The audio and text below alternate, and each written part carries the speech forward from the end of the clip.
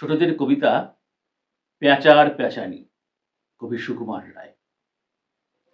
প্যাঁচা কয় প্যাঁচানি, খাসা তোর চেঁচানি, শুনে শুনে আন মন, নাচে মোর প্রাণ মন।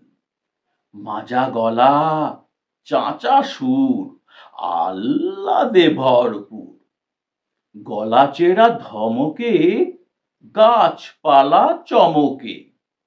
সুরে সুরে কত প্যাঁচ, গিটকিরি ক্যাঁচ ক্যাঁচ। যত ভয়, যত দুঃখ, দুরু দুরু থুক থুক। তোর গানে পেঁচিরে, সব ভুলে গেছি রে। চাঁদ মুখে মিঠে গান, শুনে ঝরে দু নয়ন। নমস্কার।